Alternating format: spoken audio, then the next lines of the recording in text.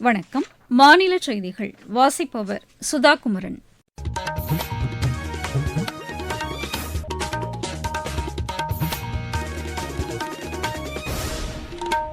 தலைப்புச் செய்திகள்.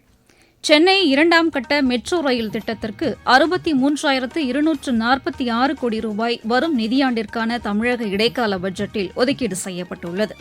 மாநிலத்தில் வேளாண் துறைக்கு 47,248 கோடி ரூபாய் ஒதுக்கீடு செய்யப்பட்டுள்ளது. செயற்கை நுண்ணறிவு தொழில்நுட்பமும் கல்வியும் ஒன்றோடு ஒன்று தொடர்புடையவை என்று மத்திய கல்வி அமைச்சர் திரு தர்மேந்திர பிரதான் தெரிவித்துள்ளார். தேசிய நெடுஞ்சாலைகளையொட்டி பூ மரங்களை வளர்க்கும் தேனீக்கள் வழித்தட திட்டத்தை தேசிய நெடுஞ்சாலைகள் ஆணையம் அறிவித்துள்ளது. பெங்களூரு மகளிர் டென்னிஸ் போட்டியின் இரட்டையர் பிரிவில் இந்தியாவின் ஸ்ரீவல்லி ராஷ்மிகா மாயா ராஜேஸ்வரன் இணை காலிறுதிக்கு முன்னேறியுள்ளது. இனி விரிவான செய்திகள். தமிழக அரசின் வரும் நிதியாண்டிற்கான இடைக்கால நிதிநிலை அறிக்கையை நிதியமைச்சர் திரு தங்கம் தென்னரசு இன்று சட்டப்பேரவையில் தாக்கல் செய்தார். சென்னை 2ஆம் கட்ட மெட்ரோ ரயில் திட்டத்திற்கு 63,246 கோடி ரூபாய் இடைக்கால பட்ஜெட்டில் ஒதுக்கீடு செய்யப்பட்டிருப்பதாகவும் பூந்தமல்லி, போரூர், வடபழனி இடையேயான மெட்ரோ ரயில் போக்குவரத்து விரைவில் தொடங்கும் என்றும் அவர் தெரிவித்தார். உள்துறை, மதுவிலக்கு, ஆயத்தீர்வை துறைக்கு 15,111 கோடி ரூபாயும், வறட்சி தடுப்புப் பணிகளுக்கு 110 கோடி ரூபாயும் ஒதுக்கீடு செய்யப்பட்டுள்ளதாக அவர் அறிவித்தார். போதைப்பொருள் நடமாட்டத்தை தடுக்க அரசு கடுமையான சட்டங்களை நிறைவேற்றி நடவடிக்கை எடுத்துள்ளதாகவும் அவர் தெரிவித்தார்.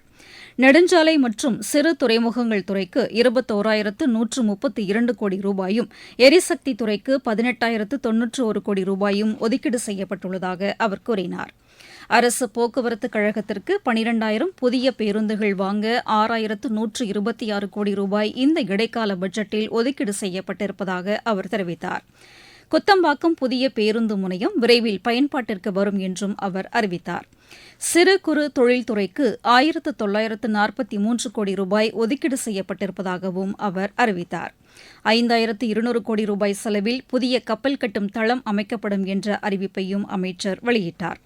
வீட்டு வசதி துறைக்கு 7,547 கோடி ரூபாயும், பொதுப்பணித்துறைக்கு 1,294 கோடி ரூபாயும் இடைக்கால பட்ஜெட்டில் ஒதுக்கீடு செய்யப்பட்டிருப்பதாக திரு தங்கம் தென்னரசு தெரிவித்தார்.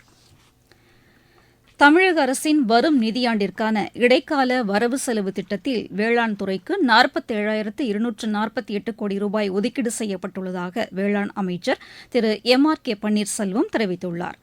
தமிழக சட்டப்பேரவையில் வரும் நிதியாண்டிற்கான இடைக்கால வேளாண் பட்ஜெட்டை தாக்கல் செய்து பேசிய அவர், தற்போது நடைமுறையில் உள்ள திட்டங்களை தொடர்ந்து செயல்படுத்துவதற்கு இந்த நிதி பயன்படுத்தப்படும் என்றும் தெரிவித்தார்.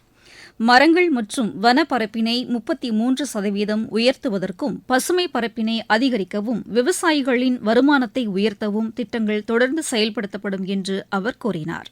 மகளிர் ஊரக வாழ்வாதார இயக்கத்தின் கீழ் தேனீ வளர்ப்பு, மீன் வளர்ப்பு, ஆடு வளர்ப்பு, முருங்கை சாகுபடி, கோழி வளர்ப்பு, சிறுதானிய உற்பத்தி, காளான் உற்பத்தி உள்ளிட்ட திட்டங்கள் செயல்படுத்தப்படும் என்றும் அவர் தெரிவித்தார். பண்ணை சார்ந்த நடவடிக்கைகளில் மகளிர் சுயஉதவிக் குழுக்கள் ஊக்குவிக்கப்பட்டு வருவதாகவும் அவர் கூறினார். மீனவர்களுக்கு பயிற்சி அளிக்கும் திட்டமும் தொடர்ந்து செயல்படுத்தப்படும் என்று அவர் தெரிவித்தார்.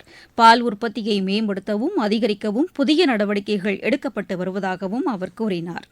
மாநிலத்தில் 3,30,000 டன் கொள்ளளவு கொண்ட 130 நவீன சேமிப்பு தளங்களுக்கான கட்டுமானப் பணிகள் தொடர்ந்து நடைபெறும் என்றும் திரு MRK பன்னீர்செல்வம் தெரிவித்தார். தமிழக சட்டப்பேரவையில் இன்று தாக்கல் செய்யப்பட்ட நிதிநிலை அறிக்கை மற்றும் வேளாண் நிதிநிலை அறிக்கையை வரவேற்றும் குறை கூறியும் பல்வேறு தலைவர்கள் கருத்து தெரிவித்துள்ளனர். இந்திய கம்யூனிஸ்ட் கட்சியின் மாநில செயலர் திரு வீரபாண்டியன் தமிழக இடைக்கால பட்ஜெட்டை வரவேற்றுள்ளார். பெண்கள், மாணவர்கள், விவசாயிகளுக்கான நலத்திட்டங்களை தொடர்வதற்கு இதில் அதிக கவனம் செலுத்தப்பட்டுள்ளது என்று தெரிவித்துள்ளார். வேளாண் துறைக்கு 47,000 கோடி ரூபாய் நிதி ஒதுக்கீடு செய்யப்பட்டிருப்பதை வரவேற்பதாகவும் அவர் கூறியுள்ளார். தமிழகத்தின் கடன் சுமை அதிகரித்துள்ளதாகவும், வருவாய் பற்றாக்குறையை குறைப்பதற்கான எந்த நடவடிக்கையையும் மாநில அரசு எடுக்கவில்லை என்றும் பாமக தலைவர் டாக்டர் அன்புமணி ராமதாஸ் கூறியுள்ளார். நீங்கள் கேட்டுக்கொண்டிருப்பது மாநில செய்தி அறிக்கை. மக்கள் போற்றும் மத்திய பட்ஜெட்.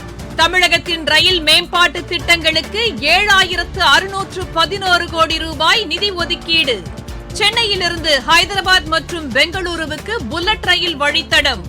தென்னை விவசாயிகளுக்கான ஊக்குவிப்பு திட்டம், ஆதிச்சநல்லூரில் சர்வதேச தரத்திலான கலாச்சார மையம், பொதிகை மலையில் மலையேற்றத்திற்கான வழித்தடம், பழவேற்காடு ஏரியில் பறவைகள் காட்சி மையம், மாவட்டம் தோறும் மகளிர் விடுதிகள். தமிழகம் மட்டுமின்றி நாடே போற்றும் மத்திய பட்ஜெட். வளர்ச்சியடைந்த இந்தியாவிற்கான பயணத்தில் மோடி அரசு தொடரும் சீர்திருத்த நடவடிக்கைகள். செயற்கை நுண்ணறிவு தொழில்நுட்பமும் கல்வியும் ஒன்றோடு ஒன்று தொடர்புடையவை என்று மத்திய கல்வி அமைச்சர் திரு தர்மேந்திர பிரதான் தெரிவித்துள்ளார்.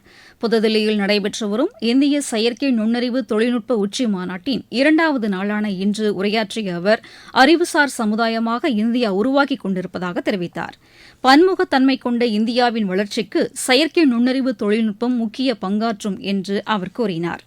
நாட்டின் பன்முக கலாச்சாரம், மக்களின் தேவை ஆகியவற்றை புரிந்து கொள்வதற்கு இந்த தொழில்நுட்பம் உதவிகரமாக இருக்கும் என்றும் அவர் தெரிவித்தார். உலகளாவிய செயற்கை நுண்ணறிவு தொழில்நுட்பத்தை இளைஞர்கள் முழுமையாக புரிந்து கொண்டு ஆக்கப்பூர்வமான எதிர்காலத்திற்கு வழிவகுக்க வேண்டும் என்றும் திரு தர்மேந்திர பிரதான் கேட்டுக் கொண்டார். தேசிய நெடுஞ்சாலைகளையொட்டி பூமரங்களை வளர்க்கும் தேனீக்கள் வழித்தட திட்டத்தை தேசிய நெடுஞ்சாலைகள் ஆணையம் அறிவித்துள்ளது. தேசிய நெடுஞ்சாலைகளின் அழகையும் சுற்றுச்சூழலையும் பாதுகாக்கும் நோக்கில் சாலையோரங்களில் பூமரங்கள் இத்திட்டத்தின் கீழ் வளர்க்க நடவடிக்கை எடுக்கப்படும். ஆணையத்தின் இந்த புதிய முயற்சிக்கு மத்திய சாலை போக்குவரத்து அமைச்சகம் அனுமதி அளித்துள்ளது. சாலையோரங்களில் வேம்பு, புங்கை, வாகை, நாவல் உள்ளிட்ட மரக்கன்றுகளை நட்டு பராமரிக்கப்படும். இந்த மரங்களின் பூக்களில் அதிக அளவில் தேன் இருப்பதை கருத்தில் கொண்டு தேனீ வளர்ப்பு விவசாயிகளுக்கு உகந்த சூழ்நிலை ஏற்படுத்தி தரப்படும் என்றும் தெரிவிக்கப்பட்டுள்ளது. இந்த மரங்களிலிருந்து கிடைக்கும் விறகுகள் மூலம் அப்பகுதியில் வசிக்கும் மக்களுக்கான வாழ்வாதாரம் மேம்படும். அதிக அளவு மரங்கள் பசுமை செழிப்பை உறுதி செய்து மழைப்பொழிவுக்கு வழிவகுக்கும் என்றும் தேசிய நெடுஞ்சாலைகள் ஆணையம் கூறியுள்ளது. சிறு குறு மற்றும் நடுத்தர தொழில் நிறுவனங்களின் சந்திப்பு நிகழ்ச்சி திருவள்ளூர் மாவட்டம் ஆவடியில் உள்ள கனரக வாகன தொழிற்சாலை வளாகத்தில் இன்று நடைபெற்றது. சென்னை ஒருங்கிணைந்த ரயில்பெட்டி தொழிற்சாலை பொது மேலாளர் திரு சுப்பாராவ் இந்நிகழ்ச்சியையொட்டி கண்காட்சியை தொடங்கி வைத்தார். ராணுவ தளவாட உற்பத்தித் துறையினர், பெட்ரோலியம், விண்வெளித்துறை உள்ளிட்ட பல்வேறு அமைப்புகளில் உள்ள சிறு தொழில் நிறுவனங்கள் இதில் பங்கேற்றன. இந்நிகழ்ச்சியில் பங்கேற்ற சென்னை பெட்ரோலியம் நிறுவனத்தின் தொழில்நுட்ப இயக்குநர் திரு வெங்கடேஷ், வளர்ச்சியடைந்த இந்தியா என்ற இலக்கை எட்டுவதற்கு சிறு குறு மற்றும் நடுத்தர தொழில்களை ஊக்குவிக்கும் வகையில் இதுபோன்ற கண்காட்சிகள் அதிக அளவில் நடத்தப்பட வேண்டும் என்று கூறினார். represent the CPCL, Chennai Petroleum Corporation Limited. So நாங்க இங்க ஒரு 10.5 million refinery இருக்குது மணலியில. இப்போ ஒரு வருஷம் பாத்தீங்கன்னா we procure around 600 crores worth of material from MSMEs. அப்புறம் அரௌண்ட் 3 to 4% நாங்க women entrepreneurs and 6-7% from SC/ST entrepreneurs. So இந்த மாதிரி meet it is really helping us in connecting with new vendors. எங்களோட ஒரே ஒரு கோரிக்கை இது சொன்னா, more specialised vendors MSMEs should come so that imported technology நம்ம ஊர்லயே அது செஞ்சு we should achieve more indigenisation and கவர்மெண்டோட விஷன் ஆஃப் ஆத்ம நிர்பர்தா.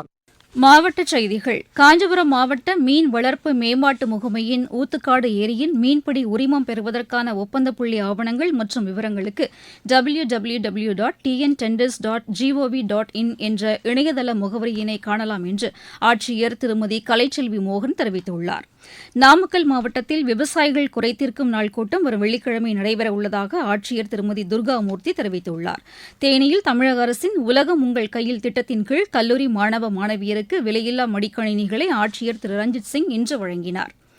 ரயில்வே தேர்வு வாரியத்தில் குரூப் டி பதவிகளுக்கான தேர்வுக்கு கட்டணமில்லா பயிற்சி வகுப்புகள் மாவட்ட வேலைவாய்ப்பு மற்றும் தொழில்நெறி வழிகாட்டு மையத்தில் நாளை மறுநாள் முதல் தொடங்கப்பட உள்ளதாக ஆட்சியர் திருமதி ராஷ்மி சித்தார்த் ஜகடே தெரிவித்துள்ளார். விளையாட்டுச் செய்திகள். பெங்களூரு மகளிர் டென்னிஸ் போட்டியின் இரட்டையர் பிரிவில் இந்தியாவின் ஸ்ரீவல்லி ராஷ்மிகா, மாயா ராஜேஸ்வரன் இணை காலிறுதிக்கு முன்னேறியுள்ளது. இன்று நடைபெற்ற முதல் சுற்று ஆட்டத்தில் இந்த இணை 6-1, 6-3 என்ற செட் கணக்கில் ஹர்ஷினி வன்ஷிதா இணையை வென்றது. ஒற்றையர் பிரிவில் சகாஜா யாமலப்பள்ளி, வைஷ்ணவி அத்கர் ஆகியோர் காலிறுதிக்கு முந்தைய சுற்றுக்கு முன்னேறியுள்ளனர். மீண்டும் தலைப்புச் செய்திகள். சென்னை 2ஆம் கட்ட மெட்ரோ ரயில் திட்டத்திற்கு 63,246 கோடி ரூபாய் வரும் நிதியாண்டிற்கான தமிழக இடைக்கால பட்ஜெட்டில் ஒதுக்கீடு செய்யப்பட்டுள்ளது. மாநிலத்தில் வேளாண் துறைக்கு 47,248 கோடி ரூபாய் ஒதுக்கீடு செய்யப்பட்டுள்ளது.